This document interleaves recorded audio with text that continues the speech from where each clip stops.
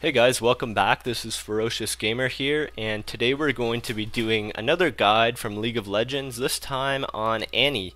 And I would like to point out really quick that I never intended to have such a delay between my guides, and in the future you can expect them to come out a lot sooner than they have in the past. And so we're going to start with the pros and cons as usual. First off, she has a really great last hit with her Q. This allows her to have a strong mid lane presence. Her passive allows you to stun an enemy champion, which is great for ganking.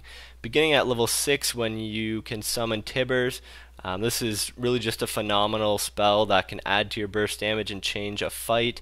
She scales really well into the late game, and no matter how bad you do, she always seems to have some sort of role, which can't be said for other champions. So the disadvantages of Annie is that she doesn't have a whole lot of mobility outside of Flash. You might find that it's really difficult to get away from enemy champions, and your own ganks really depend on your timing of your passive. And once your load, as I say, has been blown, and in saying that I just mean your burst damage, your stun, and your ultimate, you don't really have a whole lot to work with. In terms of masteries, you can see I'm just going all out offensive. You want to maximize her offensive ability.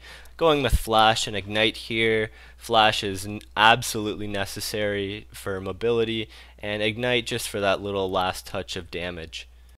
And so with your runes, you again want to maximize your damage potential, and I love magic penetration, I love armor penetration.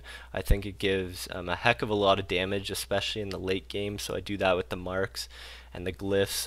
The Seal of Clarity is just to regenerate some mana early on.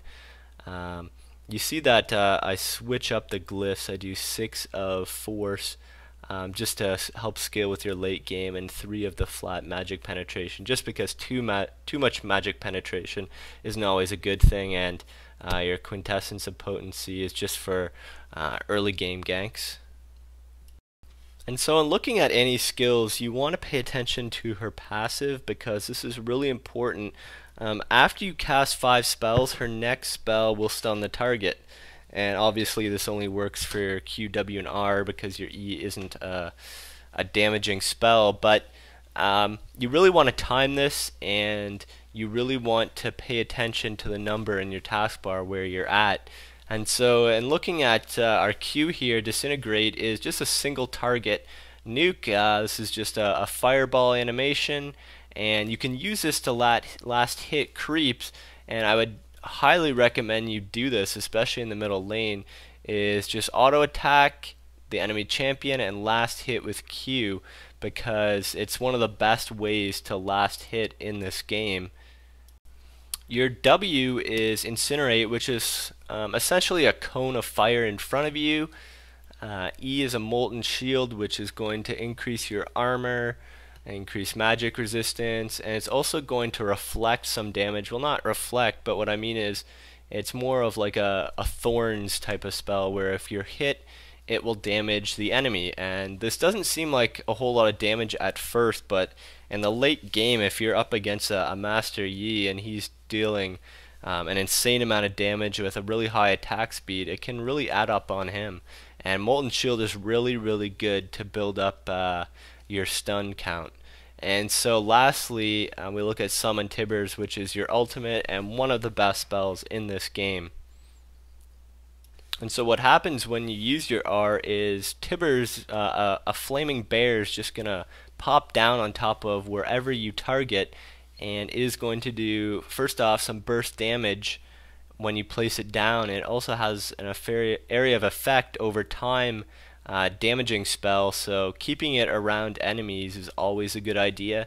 I personally like to use my stun with Summon Tibbers, just because you can area of effect stun a whole group of people, and it's also got good range on it, so you can always land that stun.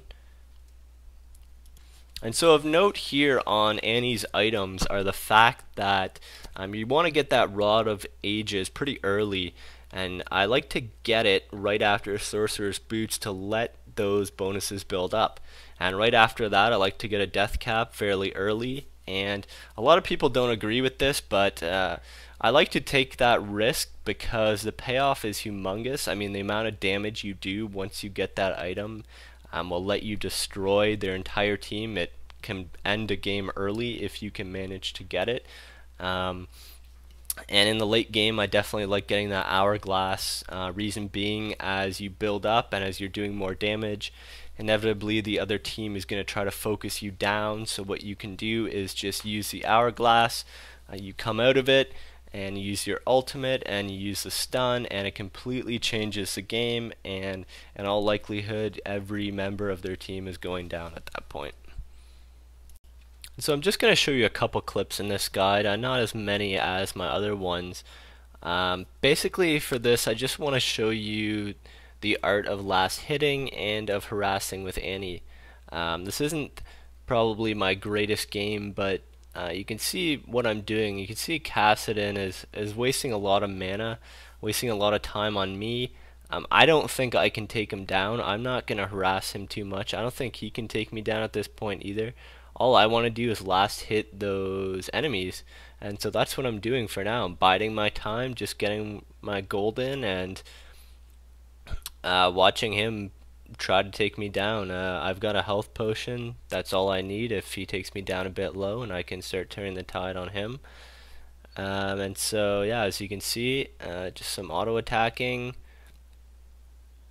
just using that Q, trying to last hit as much as I can. I don't get every single one. If you have really good timing, it certainly helps, and it takes a lot of practice to get to that point. And I get pretty low here. You can see he's used a lot of time and a lot of effort trying to take me down, and he's not going to get me. That early health potion is there for that, and at this point I'm starting to feel a little more confident in my ability to take him down. So you'll see me, well actually I don't think you'll see it here, but I do end up starting to use my Q and my W a little more on him.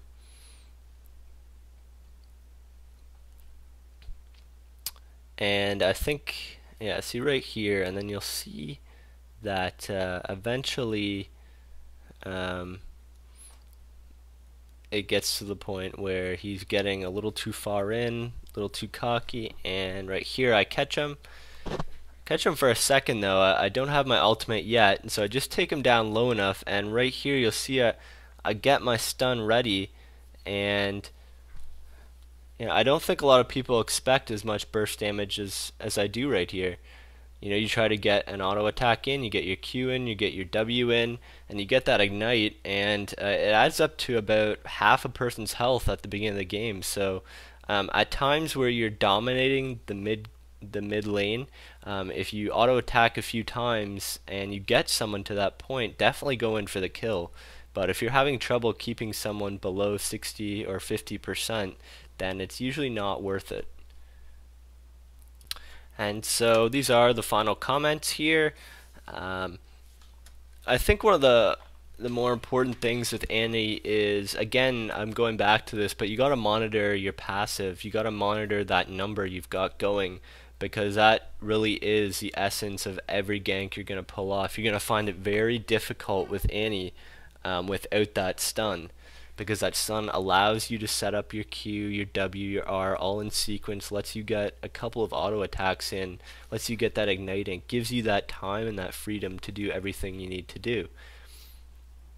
And the rest of the points here are pretty self-explanatory, and I've outlined most of them throughout this video.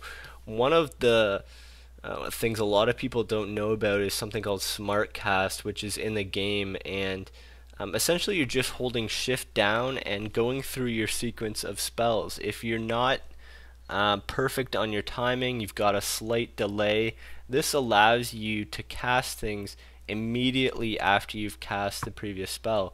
So what you can do is you can line up your Q, your R, your W, whatever sequence you want to be. I usually do RWQ just because I like to summon Tibbers for the stun, get your cone off right away, and Q's got a bit more range, so you want that as your last spell. But you can do this and you get a great combo, and you don't really sacrifice any time. It can usually end up in a very, very fast gank. So I'd recommend everyone use it if they're having trouble with their timing. And last, I just want to point out that you should adapt to the situation. You're not always going to be able to carry, but luckily Annie has got those stuns, and she's got that area of effect burst damage that, even if she's not a hard carry, she can still provide a good amount of damage and some good utility. And so that's it, guys. Thanks for watching this one. I always take requests on future guides. I had quite a few people mention Annie, so that's why I did this one. Hopefully in the future guides I'll have a little more footage for you guys, maybe some more clips of each skill. Had a bit of difficulty with connection issues this week, so if you like this guide, if you found it useful at all, please subscribe, please like it. I really do appreciate that, and have a good one, guys.